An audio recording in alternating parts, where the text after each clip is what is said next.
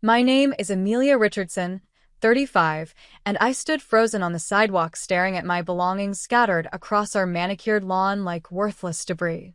After 15 years of marriage, Thomas had simply tossed me away while I was visiting my dying grandmother. What he didn't know was that I'd been preparing for this betrayal for years. The house he thought was our only property? Just one piece of the puzzle. The joint accounts he controlled? Decoys. As I called an Uber, I smiled. Let the games begin. Before I continue my story, I'm curious where you're watching from today. Family betrayal like this happens everywhere, doesn't it? If my story of calculated revenge against my husband's cruel betrayal resonates with you, please hit that like button. It took me years to build up the courage to share this journey, and your support means everything. Subscribe to follow my path from being tossed out onto a lawn to reclaiming my power in ways my husband never saw coming. From the outside, Thomas and I had the perfect marriage. He was a successful orthopedic surgeon at Memorial Hospital, earning 7 figures annually, respected by colleagues and adored by patients. I was the supportive wife who had been by his side since our sophomore year at Northwestern. Everyone envied our life together in our 5-bedroom colonial in Glen Haven Estates. The reality behind closed doors told a different story. We met during a campus fundraiser when I was 19. Thomas, with his perfect smile and ambitious plans, swept me off my feet. I was studying finance while he was pre-med. Those early years were magical. I would quiz him for exams while he brought me coffee during my late-night study sessions. We talked about building an empire together. Equal partners, he said. When he got accepted to medical school, I took extra jobs to support us, believing in our shared dream. You're investing in our future, he would say, kissing my forehead. When I'm established, you'll never have to worry about money again. I graduated with honors and landed a position at Meridian Financial Planning. My career initially thrived. By 26, I was managing portfolios for high-net-worth clients, and my boss was grooming me for partnership. Then Thomas completed his residency and joined an exclusive private practice. Everything changed. The wife of Dr. Richardson can't be working 60-hour weeks, he insisted. My colleagues' wives manage our social calendar. It reflects poorly on me when you're unavailable. At first, I resisted. I've worked too hard to give up my career. It's not giving up. It's evolving. Besides, we don't need your income anymore. Gradually, I reduced my hours, then became a consultant, and finally worked only with a handful of select clients. Meanwhile, our social obligations multiplied. Charity galas, hospital fundraisers, country club events. I became the perfect accessory on Thomas's arm. The control extended beyond my career. Thomas insisted on managing our finances, claiming I was too emotional about money despite my professional expertise. He scrutinized my purchases while spending thousands on golf equipment without discussion. My wardrobe needed to meet his standards. That dress makes you look frumpy. My colleagues will think I can't provide for you. Friends slowly disappeared from my life. Jessica was too negative. Ryan was obviously hitting on you. My college roommate Kristen was a bad influence with her divorce talk. One by one, my support system evaporated. I didn't see it happening until I was isolated. Thomas had constructed a beautiful cage, and I had helped him build it. The first crack in the facade appeared 4 years ago. A text message notification lit up his phone while he was in the shower. The sender was Brooke Enpy with a message preview. Can't wait to feel your hands on me again. My stomach dropped. I told myself it was innocent. Brooke was a nurse practitioner at his practice. They worked closely together. The message could have been about a patient case. But then came unexplained expenses. Weekend medical conferences that couldn't be verified. Late nights at the hospital that didn't match the surgery schedule I could view online. The scent of unfamiliar perfume. Lipstick on a collar that wasn't the shade I wore. Hotel receipts in his pocket from the Westlake Grand, 15 minutes from her home. Thomas grew increasingly critical. My cooking was bland. I had gained weight. I wasn't interesting enough at dinner parties. When I mentioned couples therapy, he laughed. You're being paranoid. This is why doctors never marry other doctors. Medical knowledge makes people hypochondriacs about their relationships, too. His mother Eleanor was my harshest critic and constant shadow. A former beauty queen who had never worked a day in her life, she lived 20 minutes away and appeared unannounced at our home regularly. "Amelia dear, that casserole is a bit dry, isn't it? Thomas always loved my recipe, with heavy cream." "Those pants aren't flattering on your figure, darling. Thomas works so hard. He deserves to come home to a wife who makes an effort." Thomas never defended me. "She means well," he would say. "She just wants what's best for us." His sister Madison was different. During a rare moment alone at a family barbecue 3 years ago, she cornered me by the pool house. "He's doing it again," she whispered, glancing over her shoulder. "Doing what?" "The same thing he did to Heather." I froze. "Who's Heather?" Madison's eyes widened. "He never told you? His ex-wife before you. They were married for 2 years during his early med school days. She paid his tuition, then he discarded her with nothing." Before she could continue, Thomas appeared, putting a possessive arm around my waist. Madison retreated, and he steered me away. "What was that about?" I asked. "Nothing important. Madison always tries to stir up drama." That night, I lay awake beside him, studying his sleeping face. Who had I really married? And what was he capable of? Despite these doubts, we maintained our perfect image. At the Glenhaven Country Club, we were the golden couple. At hospital functions, doctors' wives sought my advice on decorators and caterers. At community events, we donated generously and posed for photos.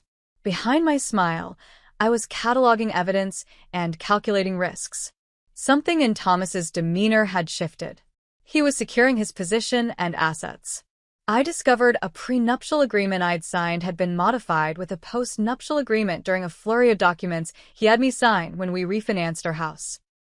My suspicions grew when he began suggesting I didn't need my own financial accounts.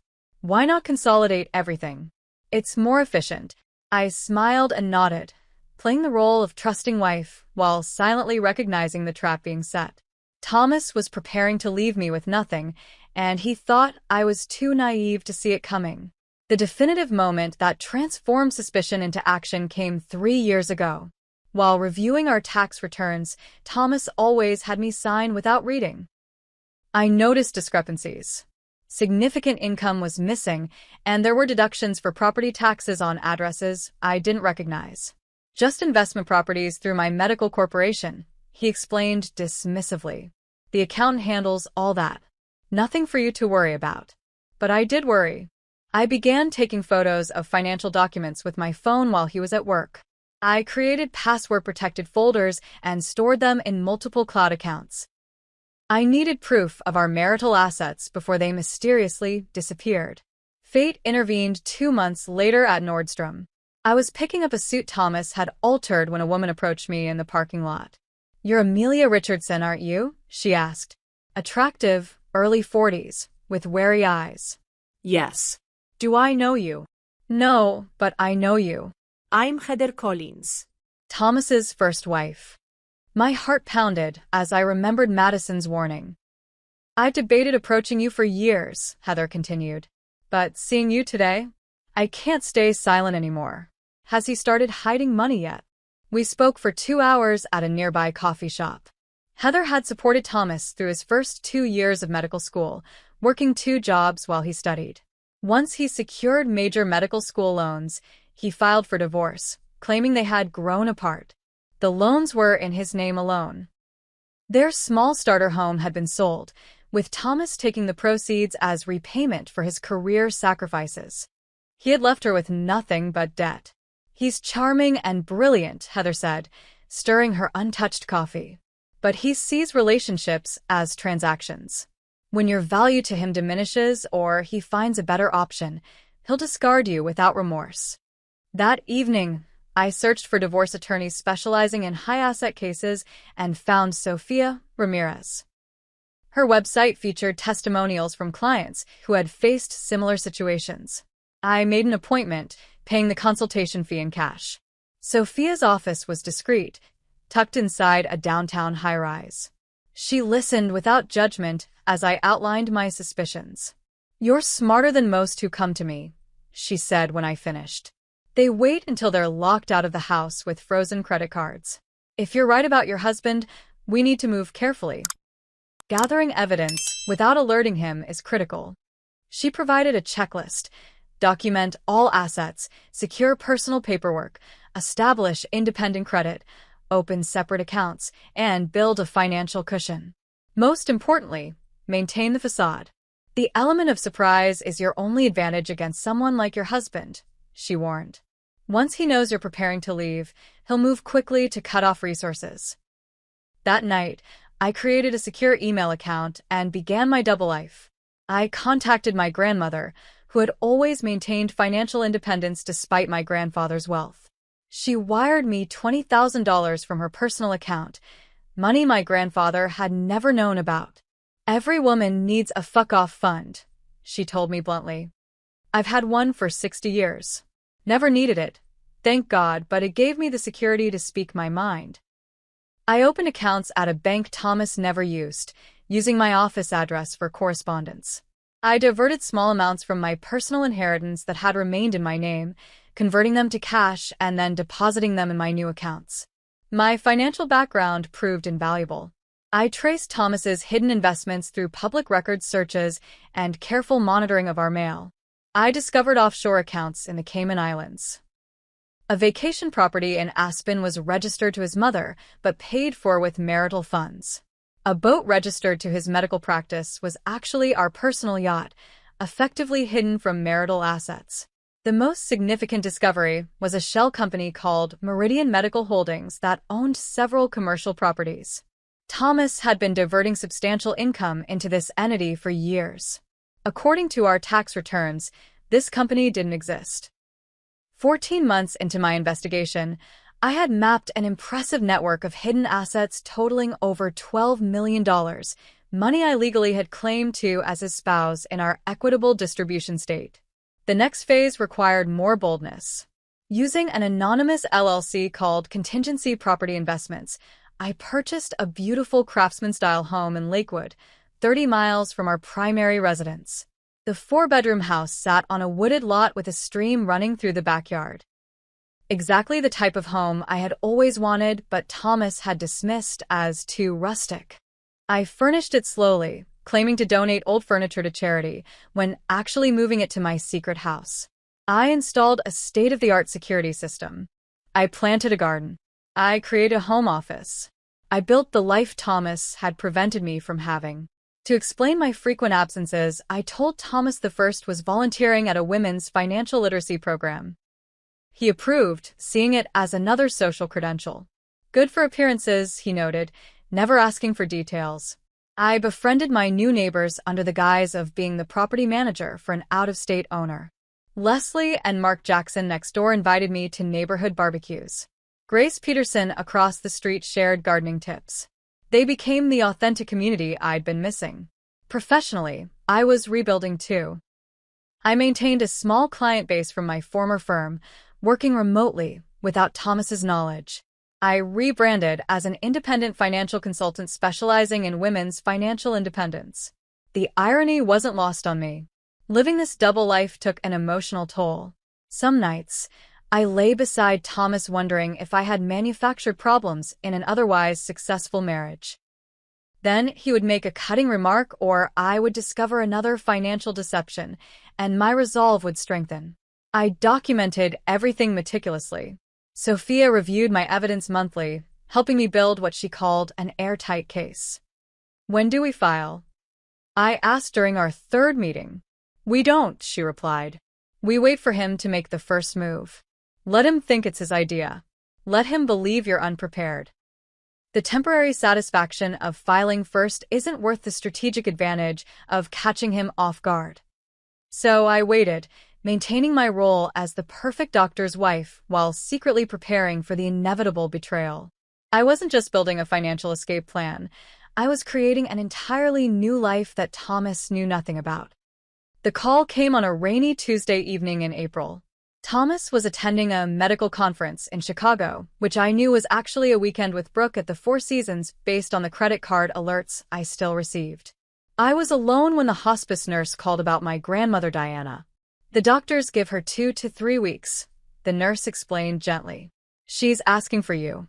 Diana Harrison had raised me after my parents died in a car accident when I was 12. She was more mother than grandmother, and the thought of her dying alone was unbearable. When Thomas returned, tan despite the supposed conference being indoors, I told him about Diana's condition. I need to go to her. Today. He frowned, checking his calendar on his phone. We have the hospital gala next weekend. The chief of surgery specifically asked about you. My grandmother is dying, Thomas. Hospitals are depressing places, Amelia. She probably won't even know you're there. Just send flowers and money for the nurses to give her extra attention. I stared at him, seeing with perfect clarity the man I had married. I'm going. I'll be back for the gala if possible. His jaw tightened. This is why your career stalled, you know. Emotional decisions overriding logical ones. I packed that night. As I folded clothes into my suitcase, Thomas leaned against the doorframe. If you insist on going, at least make it quick. A week maximum. And call Eleanor to handle the gala arrangements if you're not back. I nodded, not trusting myself to speak. Before leaving, I secured copies of our most recent financial statements in my hidden floor safe and transferred an additional $50,000 to my secret account, just in case. Diana lived in a small lakeside community in northern Michigan. The hospice facility overlooked the water, and her room was filled with spring light when I arrived. She looked smaller than I remembered, her once imposing frame diminished. But her eyes were as sharp as ever. Well, you finally escaped him, she said instead of hello, reaching for my hand. I kissed her papery cheek. It's only temporary. I'll go back after. She waved away my words. Sit down and tell me the truth for once. Is he still controlling every aspect of your life? Are you still pretending to be happy? For 15 years, I had maintained the fiction of my perfect marriage to everyone, including Diana. Something about her directness, combined with the knowledge that our time was limited, broke through my facade. I told her everything: Thomas's infidelity, the financial deception, my secret preparations, the house in Lakewood, the evidence I had gathered. Once I started, I couldn't stop. The words poured out like water through a broken dam. Diana listened without interruption, occasionally nodding. When I finished, she surprised me by laughing. You are my granddaughter, after all. I was beginning to wonder. She reached for the water glass, and I helped her drink through the straw. I was married to your grandfather for 52 years, she continued. Most people thought we had the perfect marriage. The truth? He cheated on me with his secretary for 3 decades. I knew after the first year. You set the hair. Why did you stay? It was a different time. Divorce wasn't an option for women like me. But I wasn't stupid. She smiled slyly. I opened my own accounts, invested my household allowance, bought property in my maiden name. By our 30th anniversary, I had more money than he did, all hidden away. She instructed me to open the drawer of her bedside table. Inside was a leather jewelry case. The diamonds he gave me for anniversaries and birthdays, she explained as I lifted the lid. Plus what I bought myself with my secret funds. Have them appraised when you get home. They're worth millions. I've already changed my will to bypass the trust your grandfather established. Everything comes directly to you. I stared at the glittering collection. I can't take these. You can and you will. Consider it your grandmother's contribution to your fuck-off fund. Her language had grown more colorful as her condition worsened. But Amelia, listen to me. The money, the house, the evidence, they're just tools. The strength to walk away? That has to come from inside you. Over the next 2 weeks, as Diana's condition deteriorated, we had the conversations we should have had years earlier. She told me about her own regrets. I was financially independent, but emotionally imprisoned, she admitted. I stayed too long out of pride and appearances. I should have left and found real happiness. She made me promise to look through a trunk in her attic before I left. There are journals. Read them. Learn from my mistakes. The journals revealed a brilliant woman who had sublimated her own dreams to support my grandfather's career and ego. Despite her secret financial empire, she had lived a life of emotional compromise. In her final days, Diana drifted in and out of lucidity. During one clear moment, she gripped my hand with surprising strength. "Sometimes the strongest thing is walking away," she whispered. "Don't wait until it's too late to live your real life." She died peacefully 3 days later, with me holding her hand. I stayed for the funeral, then spent 2 days sorting through her house. In the attic trunk, beneath the journals, I found more jewelry, bearer bonds, and documentation for properties I hadn't known she owned. During this time, Thomas's calls became increasingly infrequent and cold. He asked perfunctory questions about the funeral arrangements, but was more concerned about whether I would return for the hospital gala. "Eleanor has stepped in, but it's not the same," he complained. "Dr. Winters specifically mentioned your absence." On my final day in Michigan, I couldn't reach Thomas at all.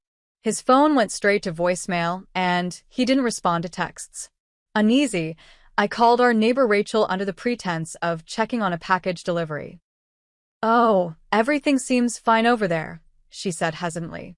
"There's been a black Range Rover in the driveway for the past couple days. I assumed you knew."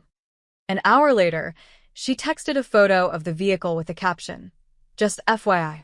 Didn't want to say on the phone, but thought you should know." I recognized the car immediately. It belonged to Brooke. I booked a flight home for the following morning, a day earlier than planned. During the journey, a strange calm settled over me. For 3 years, I had been preparing for this moment. Now it had arrived, and instead of fear or anger, I felt only readiness. The taxi dropped me at the end of our circular driveway. From a distance, everything looked normal. Then I saw it: piles of clothing, books, and personal items scattered across our immaculate lawn. My belongings tossed out like garbage. The locks had been changed. I stood motionless, staring at the surreal scene before me. My clothes were trampled into the manicured grass. Books I'd collected over decades lay splayed open, pages fluttering in the breeze. Photo albums, their contents partially spilled, revealed glimpses of happier times now tarnished by betrayal. Even my grandmother's antique clock, a wedding gift, had been carelessly tossed aside, its glass face shattered. As I took a step forward, the front door opened. Thomas emerged, his arm around a slender blonde woman I recognized immediately. Brooke, his nurse practitioner. She was wearing my favorite silk robe. "Ah, you're back," Thomas said, his tone casual as if commenting on the weather. "Your timing is inconvenient, as usual." I found my voice. "What is this?" "This," he gestured broadly at the lawn, "is the natural conclusion to our arrangement. You abandoned your responsibilities when I needed you most. I've simply expedited the inevitable." Brooke at least had the decency to look uncomfortable, tugging at the robe's belt. "I was burying my grandmother," I said quietly. Thomas shrugged. "And I've been busy too. The divorce papers are somewhere in that pile. Consider yourself served." He smiled, the same charming smile that had once made my heart race. "Don't worry about the post-nuptial agreement. My lawyer assures me it's ironclad. You'll get your clothing allowance for the year, which should be sufficient until you find alternative arrangements." From behind them, a third figure appeared. Eleanor, Thomas's mother. She surveyed the scene with undisguised satisfaction. "I always told Thomas you weren't suitable," she said, her perfectly lined lips barely moving. "A woman who abandons her husband for nearly 3 weeks has no right to call herself a wife."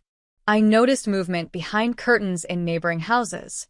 Our community of doctors, lawyers, and executives thrived on scandal as long as it happened to someone else. Now I was providing their entertainment. "I'll need my passport and birth certificate," I said calmly. "Also the blue jewelry box from my grandmother." Thomas laughed. "Already claimed as marital property for appraisal. After all, anything acquired during our marriage is subject to division." Though in your case, division means 0. He checked his watch. You have 30 minutes to collect what you can before I call the police to report trespassing. I maintained my composure, though my hands trembled slightly as I began gathering essential documents from the scattered piles.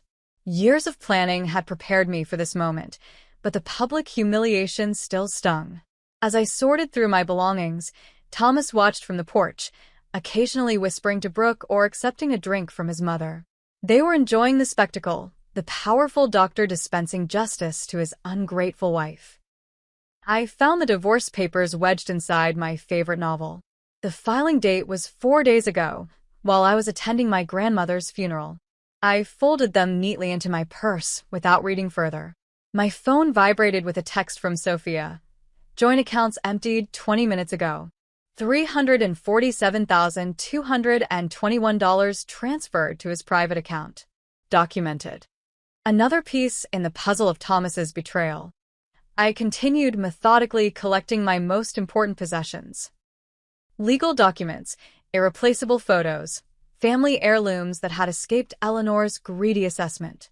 A silver SUV pulled up to the curb, and Madison, Thomas's sister, emerged. Unlike the others, she approached me directly, kneeling to help gather scattered photos. "I'm so sorry," she whispered.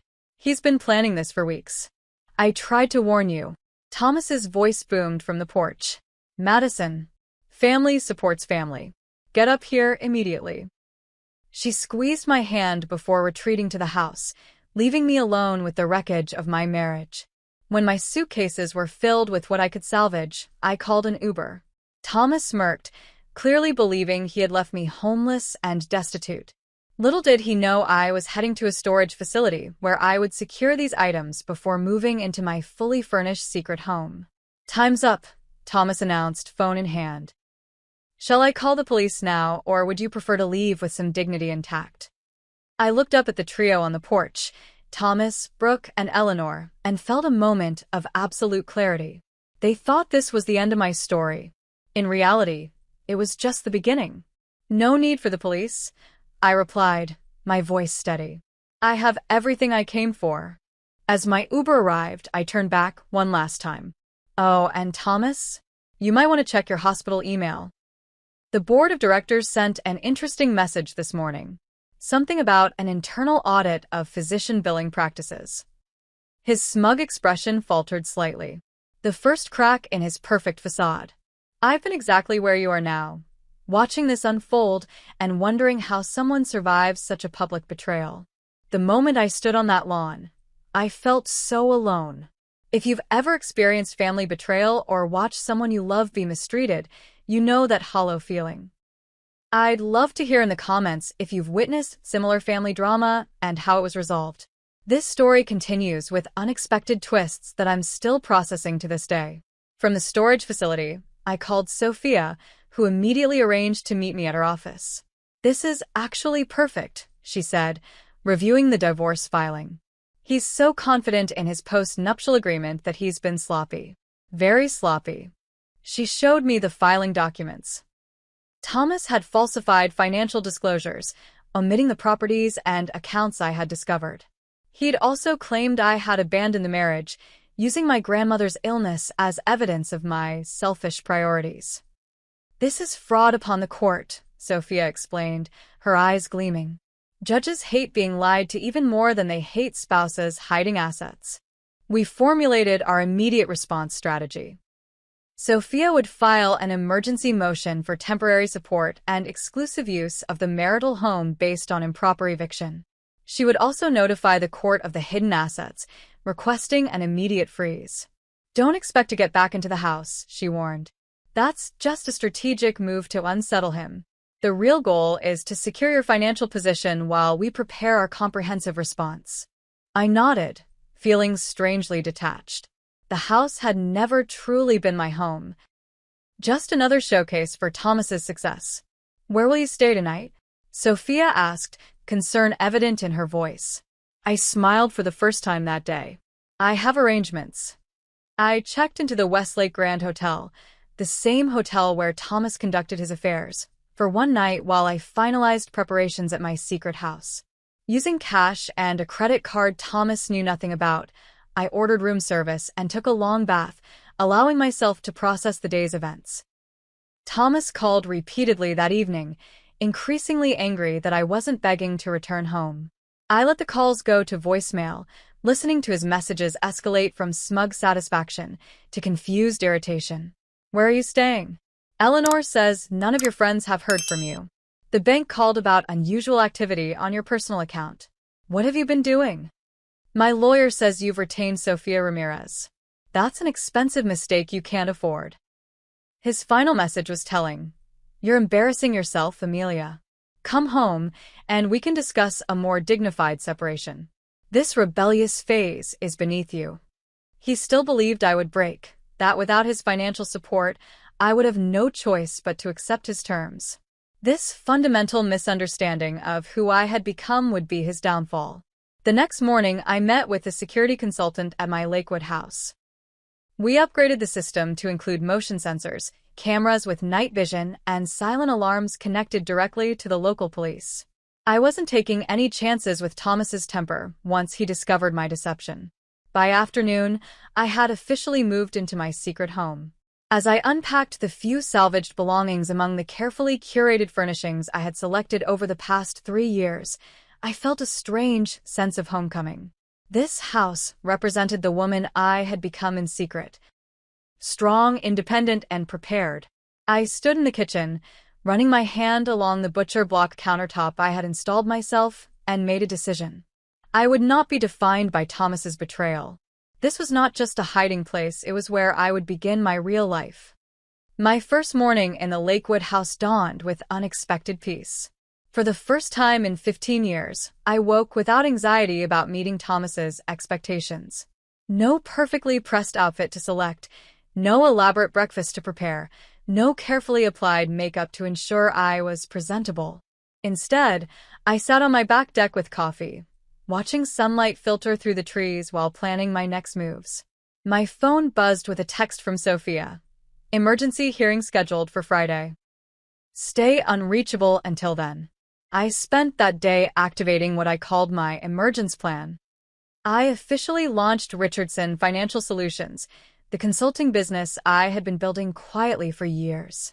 My website went live, featuring my credentials and specialized services for women seeking financial independence. I activated professional social media accounts that had been created months earlier, but kept private until now. Within hours, former colleagues were sharing my announcement, and 3 potential clients had reached out for consultations. The foundation I had laid in secret was already bearing fruit. Meanwhile, Thomas was unraveling. My neighbor Rachel texted that police had visited our Glenhaven house responding to a domestic disturbance call. Later, she reported Thomas had been seen throwing things into his car at midnight, clearly intoxicated. Eleanor began calling mutual friends, spinning a story that I had suffered a nervous breakdown following my grandmother's death. Several concerned messages appeared on my phone, offering support for my mental health crisis. I didn't respond to any of them. On the 3rd day, Madison reached out through a newly created email account. Searching everywhere for you. Mother hired PI. Be careful. Can we meet? I suggested a coffee shop 2 towns over, taking precautions to ensure I wasn't followed. Madison arrived wearing sunglasses and a baseball cap, glancing nervously around the cafe. He's obsessed with finding you, she said without preamble. He can't understand how you've disappeared. No credit card trails, no hotel registrations, no apartment leases.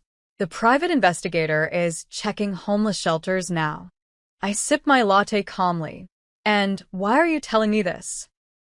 Madison removed her sunglasses, revealing eyes reddened from crying. Because I know what he's capable of. What they're both capable of. She shared details I hadn't known. How Thomas and Eleanor had systematically alienated their father until he signed over business interests to Thomas before his death. How they had manipulated Madison's trust fund, leaving her financially dependent on them. How Thomas had destroyed the career of a colleague who questioned his billing practices. They won't stop, she warned. They can't stand losing control. And Mother has been shredding documents every night. This information was valuable, but I remained cautious. Why help me now? You've watched his behavior for years. Madison stared into her untouched coffee. Because at the funeral, you were kind to Diana, even though she couldn't do anything for you anymore. That's when I realized what family should actually look like. She slid a USB drive across the table. Tax returns from Mother's computer. Emails between them about hiding assets. Password to his private cloud storage. I took it without comment, unsure whether to trust this apparent alliance, but willing to verify the information. That evening, Kevin Park, the forensic accountant Sophia had recommended, confirmed the documents were genuine and damning. Thomas had been systematically committing insurance fraud, billing for procedures never performed, and upcoding routine visits. Most shocking was evidence that Eleanor, who managed billing for his practice, was a willing accomplice. This goes beyond divorce proceedings, Kevin warned. This is criminal activity. Medicare fraud, insurance fraud, tax evasion. I instructed him to prepare a comprehensive report for Sophia, but hold off on any external reporting. This information was a nuclear option I wasn't ready to deploy. The following week brought my first court appearance. I arrived at the courthouse through a service entrance to avoid Thomas, who was predictably waiting in the main lobby with his attorney and mother.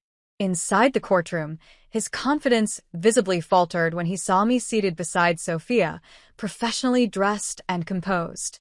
He had expected a broken woman begging for mercy, not a polished professional ready for battle. Judge Harriet Coleman, known for her no-nonsense approach to high-asset divorces, reviewed our emergency motions with narrowed eyes. Dr. Richardson, she addressed Thomas directly. These financial disclosures appear incomplete compared to evidence presented by Mrs. Richardson's counsel. Care to explain the discrepancies? Thomas's attorney, Walter Simmons, intervened smoothly. Your Honor, my client maintains these are premarital assets mistakenly identified as marital property. Judge Coleman turned to me. And Mrs. Richardson, how did you become aware of these alleged hidden assets? Sophia answered for me. Through Mrs. Richardson's professional work in financial planning, Your Honor. She documented these discoveries contemporaneously over several years, anticipating her husband's attempt to conceal marital property. The judge ordered an immediate freeze on all disputed assets and appointed a special master to conduct a forensic accounting. She also granted me temporary support despite Thomas's protests about the post-nuptial agreement. Preliminary review suggests this agreement may have been signed under duress or without full financial disclosure, Judge Coleman noted. Until determined valid, standard support calculations apply. As we left the courtroom, Thomas grabbed my arm. Where the hell are you living? He hissed. And where did you get money for Ramirez? She charges $500 an hour. I removed his hand calmly. Perhaps you should have asked those questions before throwing my belongings on the lawn. His face contorted with rage. This isn't over. You have no idea what you're up against. Actually, I replied quietly, I believe you're the one facing surprises. That evening, Brooke contacted me through Instagram, requesting a meeting. Against Sophia's advice, I agreed to see her at a public restaurant with security cameras. She arrived looking nothing like the confident woman who had worn my robe on the porch. Her eyes were shadowed, and she flinched at sudden movements. He's not who I thought he was, she began, voice barely above a whisper. When we started our relationship, he was charming, attentive, generous. He said you were cold, career-obsessed, uninterested in his needs. I waited silently as she gathered courage to continue. After you left, everything changed. He monitors my phone, questions my every movement. Last night, he threw a glass against the wall because dinner was overcooked. She pushed up her sleeve, revealing finger-shaped bruises. I recognized the pattern. My mother had similar marks from my father. Despite everything, I felt a surge of pity. Why are you telling me this? Because I found something you should see. She slid a phone across the table. His second phone. The one even Eleanor doesn't know about. The passcode is your birthday. The contents were worse than I imagined. Text messages coordinating prescription drug sales. Photos of patient records with insurance information. A shadow accounting system showing cash payments for medications diverted from a hospital. He's been selling prescription painkillers, Brooke explained. Using his access to write prescriptions for patients who don't exist, then selling the medications through someone at the hospital. This was beyond financial fraud. This was criminal activity that endangered patients and violated every ethical standard of medicine. Why give this to me? I asked. You could take it to the police yourself. Brooke's eyes filled with tears. He told me what happened to the last nurse who reported concerns about him.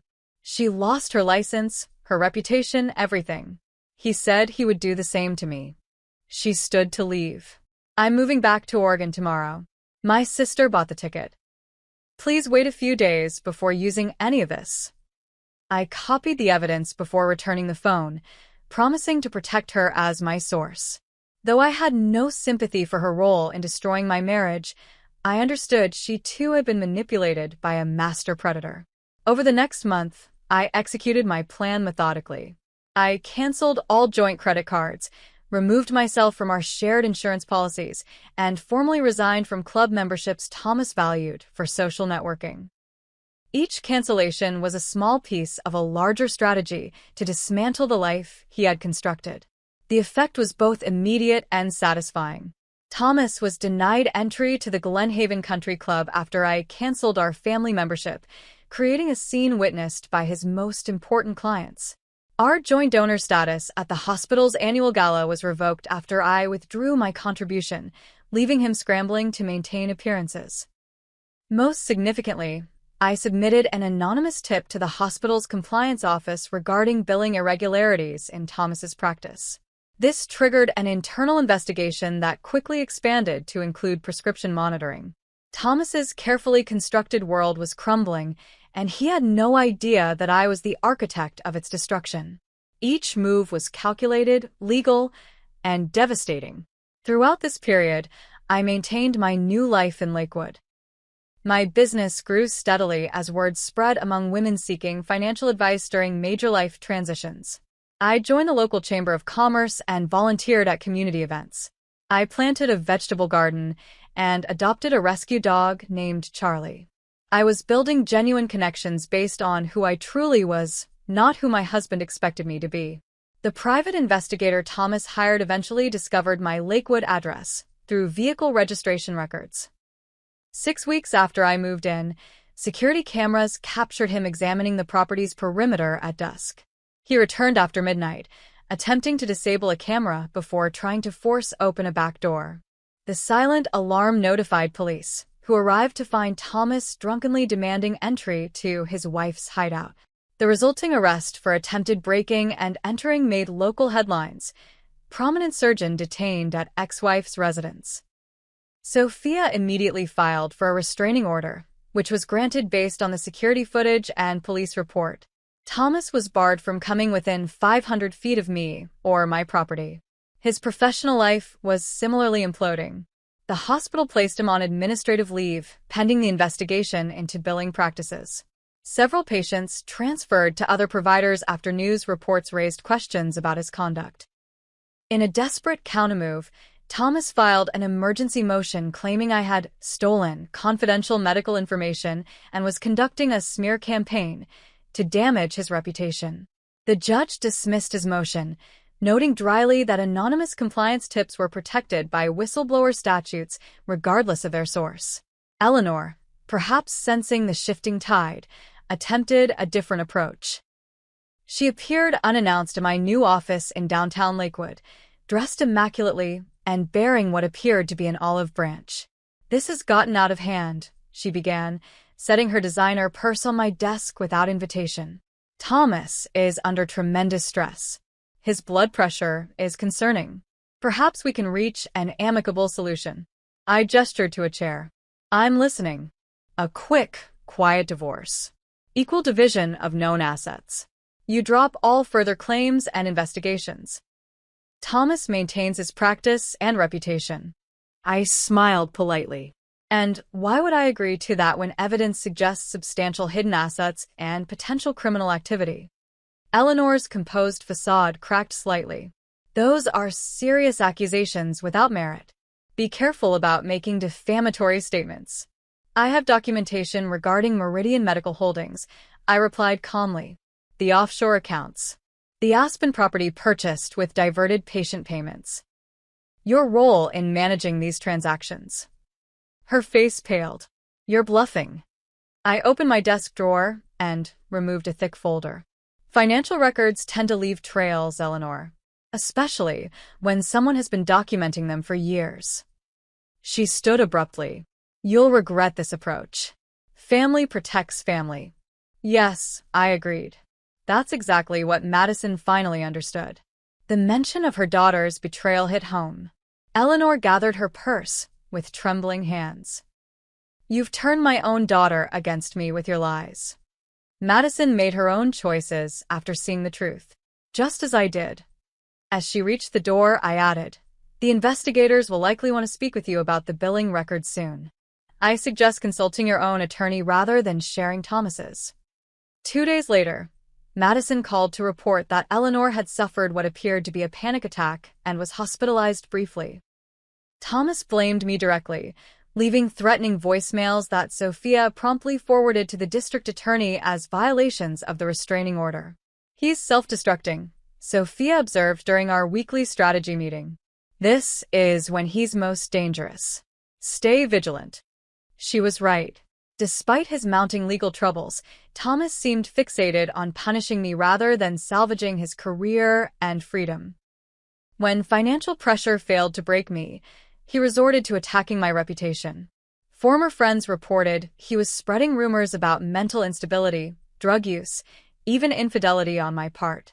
I maintained my silence, focusing instead on building my new life and business. The contrast between his increasingly erratic behavior and my calm professionalism spoke volumes to those watching the divorce unfold. 6 months after finding my belongings on the lawn, I had achieved what once seemed impossible: complete independence from Thomas and the life he had constructed around us. My business was thriving, my home was secure, and the divorce proceedings were advancing in my favor. The trap I had set so carefully was closing, and Thomas had walked into it willingly, blind to the possibility that the wife he had underestimated for 15 years had outmaneuvered him at every turn. The discovery hearing was scheduled for a Wednesday morning in October. Sophia and I arrived early, reviewing our strategy one final time before Thomas and his legal team entered the courtroom. Remember, she whispered, let him underestimate you. His arrogance is our advantage.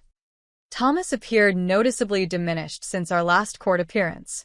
His designer suit hung loosely on his frame, and dark circles shadowed his eyes. He was accompanied by a new attorney. Walter Simmons had withdrawn from the case, citing professional differences with his client. Judge Coleman called the hearing to order, addressing the preliminary findings of the forensic accountant appointed by the court. The special master's report indicates significant discrepancies between Dr. Richardson's financial disclosures and documented assets, she noted, reviewing the report. Particularly troubling are offshore accounts established during the marriage but omitted from disclosure forms. Thomas's new attorney, Jeffrey Barnes, attempted to minimize these findings. Your Honor, these accounts were established as part of my client's medical corporation's asset protection strategy. Mrs. Richardson was aware of this standard practice. I maintained a neutral expression as Sophia responded, Mrs. Richardson has provided contemporaneous documentation proving she discovered these accounts through her own investigation, contrary to counsel's assertion. Furthermore, the accounts contain commingled funds from clearly marital sources. The judge turned to Thomas. Dr. Richardson, did you disclose these accounts during the execution of the post-nuptial agreement your attorney has presented as binding? Thomas shifted uncomfortably. I believe my financial disclosures were comprehensive at that time. That's not what I asked, Judge Coleman said sharply. Did you specifically disclose the Cayman accounts and the Aspen property held in your mother's name? Those were established after the agreement was signed. Yet you used marital funds to establish them, according to bank transfers documented by the special master. The judge removed her glasses. I'm ruling the post-nuptial agreement invalid due to material non-disclosure of assets. Standard equitable distribution will apply to all marital assets, including those discovered during investigation, but not initially disclosed. Thomas's face flushed with anger as the judge continued. Additionally, I'm deeply concerned about evidence suggesting documents were backdated to appear as premarital assets. Mr. Barnes, please advise your client about potential perjury charges for submitting falsified documentation to this court. This was the first major victory in our legal battle, but I knew Thomas wouldn't surrender easily. As we left the courtroom, he approached despite the restraining order, his voice low and menacing. You think you've won? I built everything we had. You were nothing before me, and you'll be nothing when this is over. Sophia stepped between us. Back away, Dr. Richardson. You're violating a court order. Tell your client to drop this vindictive crusade, he snarled. Or I'll make sure she regrets every minute of it.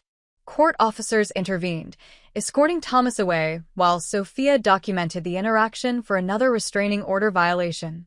That evening, I received an unexpected visitor at my Lakewood home. Madison arrived looking agitated, glancing repeatedly over her shoulder as she hurried to my door. He knows about the evidence you've gathered, she blurted once inside. Not just the financial stuff. The prescription fraud, the billing schemes, all of it. He and Mother are destroying records. They've wiped computers, shredded documents. Thomas said he'd solve the Amelia problem permanently if the medical board investigation proceeds. Her hands trembled as she accepted the tea I offered. I've never seen him like this. He's unraveling. Mother too. They're talking about liquidating everything and leaving the country. I contacted Sophia immediately, who advised accelerating our timeline. We need to get this evidence to the authorities now, she said. The threat changes everything. The next morning, Sophia and I met with Assistant District Attorney James Chin, presenting our complete documentation of Thomas's financial crimes, insurance fraud, and prescription drug scheme. ADA Chin reviewed the evidence with increasing concern. This goes well beyond divorce proceedings, he confirmed. We're looking at multiple felonies. Wire fraud, insurance fraud, controlled substance violations, potentially money laundering. He closed the folder. I'll need formal statements from both of you, and will likely require testimony before a grand jury. I hesitated. There's a nurse practitioner who provided key evidence regarding the prescription scheme. She's relocated out of fear of retaliation. Can she be protected? We can arrange for remote testimony and witness protection if necessary, Chin assured me. The same applies to you, Mrs. Richardson. These cases can turn dangerous quickly. Within 48 hours, search warrants were executed at Thomas's medical practice, our former home, and Eleanor's residence. The local news carried footage of investigators removing boxes of records and computer equipment. Thomas, attempting to leave the scene, shouted at reporters that he was the victim of a vindictive ex-wife's fabrications. Eleanor was more strategic, giving a composed statement describing me as a troubled woman creating fantasies to explain her abandonment of a successful marriage. She portrayed herself as the concerned mother-in-law who had only wanted family harmony. Their public relations campaign collapsed the following day when the hospital announced its internal investigation had found substantial evidence of improper billing practices and prescription irregularities in Thomas's department. His medical privileges were suspended pending further review. The medical board followed with its own statement, announcing an emergency suspension of Thomas's license while investigating allegations of gross negligence and professional misconduct.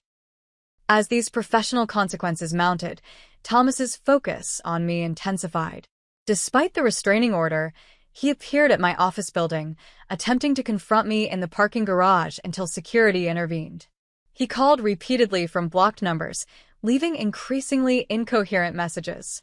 He contacted mutual friends, seeking information about my movements and activities.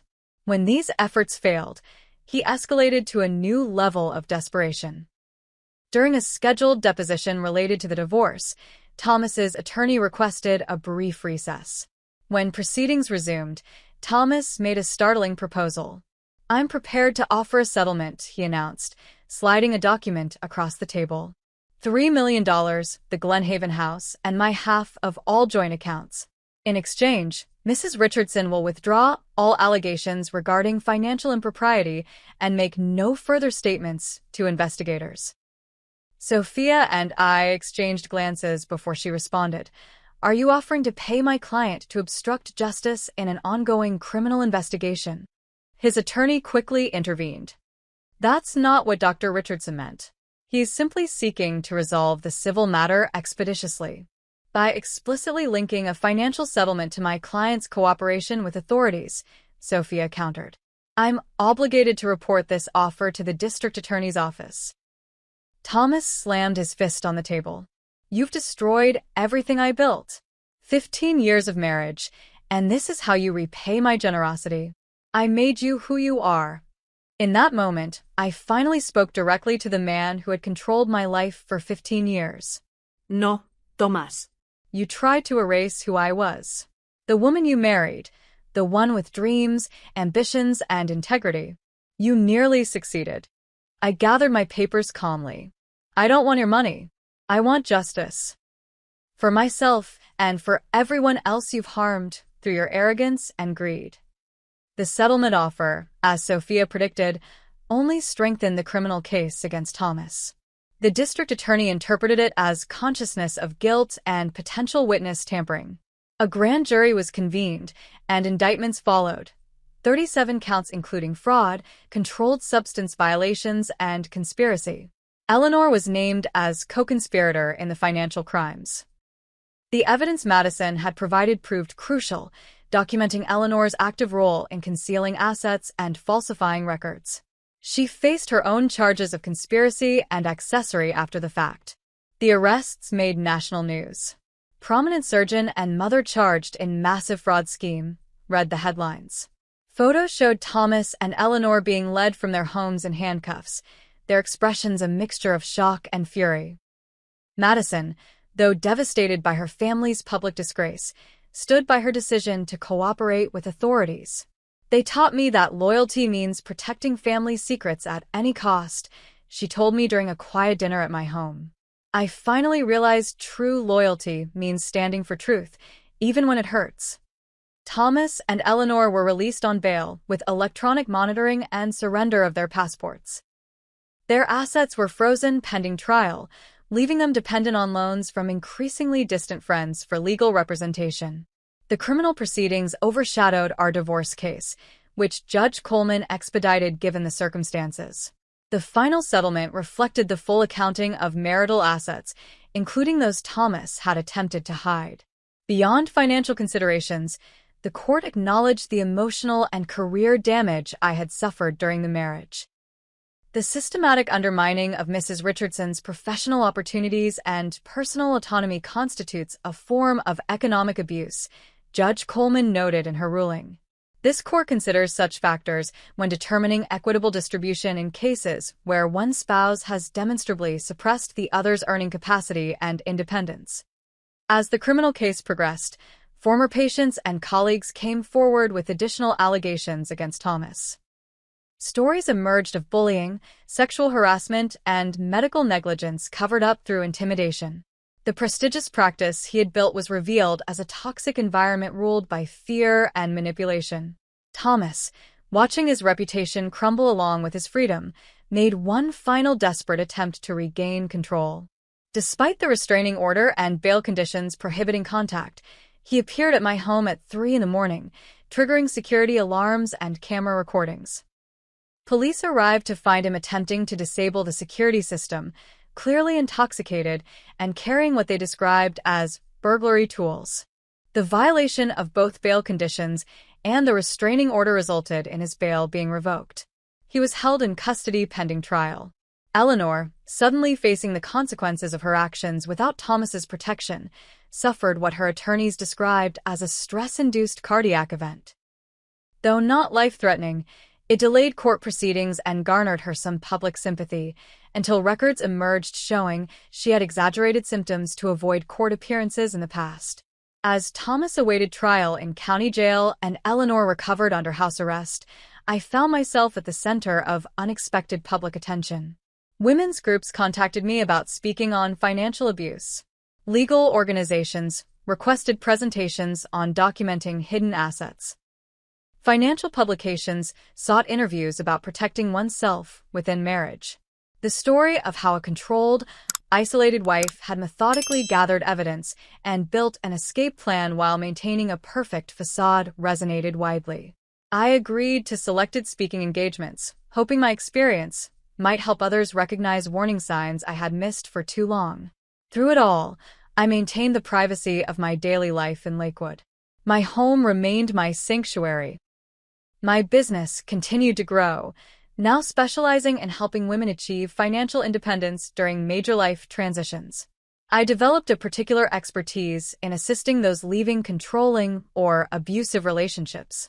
The woman Thomas had tried to diminish had not only survived but thrived.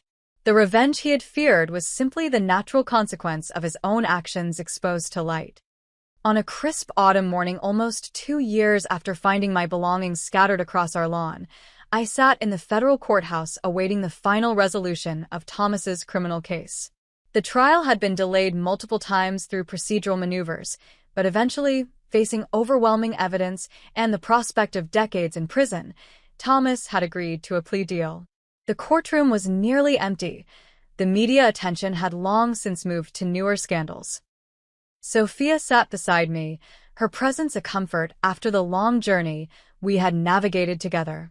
Madison occupied a row behind us, torn between family loyalty and her commitment to truth. Thomas entered in a prison jumpsuit, handcuffed and escorted by officers. He had lost weight, and his once immaculate appearance was now haggard. He barely glanced in my direction as he took his place beside his attorney. Judge Martin Reeves reviewed the terms of the plea agreement. Guilty pleas to 12 counts of fraud and controlled substance violations in exchange for dismissed charges against Eleanor, who had been diagnosed with early-stage dementia during proceedings. Before I accept this plea, Judge Reeves addressed Thomas directly. I want to ensure you understand its implications. You will surrender your medical license permanently. You will serve a minimum of 8 years in federal prison. You will make restitution to insurance companies, patients, and the hospital exceeding $4 million. Is this your understanding of the agreement? Thomas nodded wearily. Yes, Your Honor. And you enter this plea voluntarily, without coercion? Yes, Your Honor. The judge turned to me. Mrs. Richardson, as the initial reporting party in this case, you have the right to make a victim impact statement if you wish. I approached the podium, meeting Thomas's eyes directly for the first time in months. The prepared statement in my hands suddenly seemed inadequate for the moment. 15 years ago, I married a man I believed was my partner. I began. I supported his dreams, sacrificed my own ambitions, and trusted him with my future. In return, he systematically isolated me, controlled our finances, and prepared to discard me when I was no longer useful. Thomas stared at the table before him as I continued. The financial crimes that bring us here today reflect a pattern of behavior that extended beyond business practices into our marriage. The same entitlement that led Dr. Richardson to defraud insurance companies led him to defraud me of years I can never recover. I paused, gathering my thoughts. I don't speak today seeking vengeance. I've moved beyond that need. I speak for the patients who trusted him, the colleagues he intimidated, and the women like me who may still be trapped in golden cages, wondering if freedom is possible. Thomas finally looked up, his expression unreadable. I hope the time ahead provides opportunity for reflection and genuine change, I concluded. While our marriage died on that lawn 2 years ago, I've discovered that endings can be beginnings in disguise. I've rebuilt my life on a foundation of truth rather than appearances. I wish the same possibility for everyone damaged by these actions, including Dr. Richardson himself. Judge Reeves thanked me before formally accepting the plea and pronouncing sentence. As Thomas was led away, he paused briefly beside me. I never thought you were capable of this, he said quietly. That was always your mistake, I replied. Outside the courthouse, Madison approached hesitantly. Mother's Care Facility allows visitors on Wednesdays and Sundays. She asks about you sometimes, in her clearer moments. I squeezed her hand. Perhaps someday. For now, I'm grateful for your courage through all of this. Our unlikely friendship had been an unexpected gift from this ordeal. The daughter of the woman who had tried to destroy me had become one of my strongest supporters. In the months that followed, I focused on transforming my experience into something meaningful. With part of my divorce settlement, I established the Diana Harrison Foundation, named for my grandmother, providing resources for women trapped in financially controlling relationships. The foundation offered emergency grants, legal assistance, and financial literacy education. We developed specific programs for women married to high-earning professionals, addressing the unique challenges of escaping what appeared to be privileged lives. My secret house in Lakewood became my permanent home, no longer a hiding place, but a true reflection of my tastes and priorities. I expanded the garden, adding a memorial section with my grandmother's favorite roses and a small plaque bearing her wisdom. Sometimes the strongest thing is walking away. Professional success followed as well. Richardson Financial Solutions grew to include 3 additional advisors specializing in divorce financial planning. I authored a book on financial autonomy within marriage that became required reading in several university courses on domestic abuse. Brooke contacted me after relocating to Oregon, expressing gratitude for protecting her identity during the investigation. She had returned to school to become a nurse educator, determined to teach ethical practices to future healthcare providers. "I'll always regret my role in hurting you," she wrote. "But I'm trying to create something positive from that mistake, just as you have." Eleanor's condition deteriorated more rapidly than expected, perhaps accelerated by stress and the loss of the controlling role she had played for decades. Madison became her primary caregiver, navigating the painful irony of tending to a mother who had caused so much damage. "She talks about your wedding sometimes," Madison shared during one of our monthly dinners. "She actually seems proud of how beautiful everything was. The past is becoming more real to her than the present." I found I could think of Eleanor with something approaching pity rather than anger, a woman who had built her identity around her son's success and status, willing to sacrifice integrity and eventually freedom to maintain that illusion. 6 months after his sentencing, I received a letter from Thomas. The prison chaplain had encouraged inmates to make amends as part of their rehabilitation. His words seemed genuine, if not entirely self-aware. I still don't understand how everything unraveled so completely. The life I built, the reputation I earned, the future I planned, all gone. I blamed you for destroying it all, but in moments of honesty, I recognize I destroyed it myself, decision by decision, compromise by compromise. I don't expect forgiveness. I'm not even sure I'm sorry for the right things yet. But I wanted you to know I'm trying to understand where everything went wrong. Perhaps that's a start. I didn't respond immediately, unsure if communication served any purpose for either of us. Eventually, I sent a simple note acknowledging his letter and wishing him well in his journey toward understanding. Some chapters need to be closed gently rather than slammed shut. 3 years after finding my belongings on our lawn, I stood at the podium of a women's shelter fundraiser, sharing my story publicly for the first time. The audience included survivors, advocates, and professionals working to address domestic abuse in all its forms. Financial abuse leaves no visible bruises, I explained. Its power lies in isolation and dependency. The gilded cage may look beautiful from the outside, but it remains a cage. I described the warning signs I had missed. The gradual limiting of my career, the isolation from friends and family, the exclusive control of financial decisions despite my expertise in the field. Freedom begins with preparation, I continued.